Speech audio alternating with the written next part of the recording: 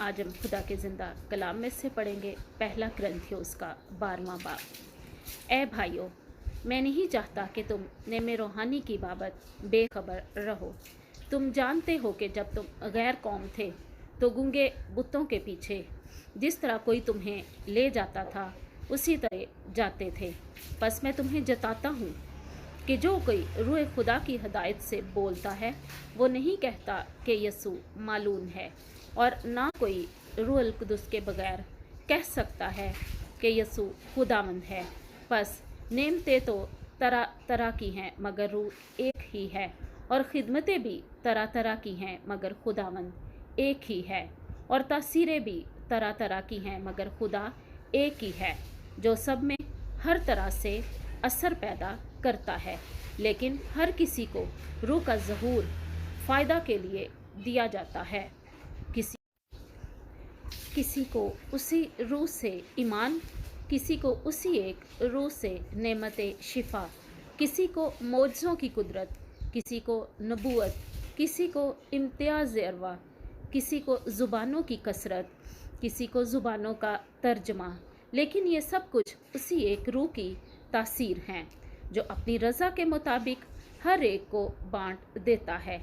क्योंकि जिस तरह बदन एक है और उसके अज़ा बहुत से हैं, और बदन के सब अज़ा अगरचा बहुत से हैं तो भी बाहम मिलकर एक ही बदन हैं, इसी तरह मसीह भी है कि हम क्या यहूदी, क्या गैर कौम, क्या गुलाम, क्या आज़ाद, सब एक ही रूह के वसीले से एक बदन होने के लिए बपतिस्मा पाया, और हम सबको एक ही रूह पिलाया गया। क्योंकि बदन में एक अज़ू नहीं बल्कि बहुत से अज़ा हैं। अगर पाँव कहे चूँकि मैं हाथ नहीं, मैं बदन का नहीं, तो इस सबब से बदन से अलग नहीं है। और अगर कान कहे कि इसलिए कि मैं आँख नहीं, मैं बदन का नहीं, तो वो इस सबब से बदन से अलग नहीं है। अगर सारा बदन आँख ही होता तो सुनना कहाँ से होता, और अगर सुनना ही सुनना होता तो सूंघना कहाँ होता।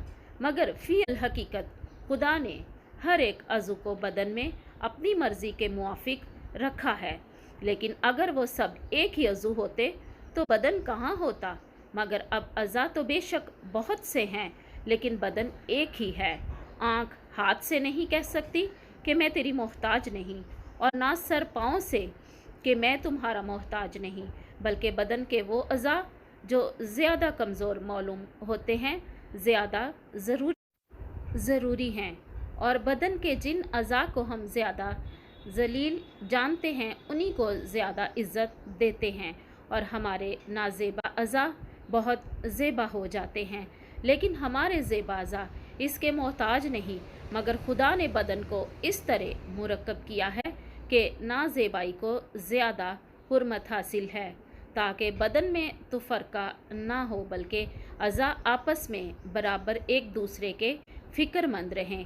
अगर एक अज़ू कुछ दुख पाता है तो सब अज़ा उसके साथ दुख पाते हैं, और अगर एक अज़ू इज़्ज़त पाता है तो सब अज़ा उसके साथ खुश होते हैं। बस तुम फ़र्दन फ़र्दन अज़ा होकर मसीह का बदन हो, और खुदा ने कलीसिया में बाज़ मुकर्रर किए हैं। अव्वल रसूल, दो नबी, सोम मुअल्लम, फिर मौजज़ों की कुदरत, फिर नेमे इश्फा, नेमे इमदाद, नेमे हकूमत, ज़ुबानों की कसरत। क्या सब रसूल हैं? क्या सब नबी हैं? क्या सब मुअल्लम हैं? क्या सब मौजज़े दिखा सकते हैं? क्या सबको नेमत इश्फा हासिल है? क्या सब तरह तरह की ज़ुबानें बोलते हैं? क्या सब तर्जुमान हैं? बस तुम अच्छी से अच्छी नेमतों से मुश्ताक रहो। आमीन।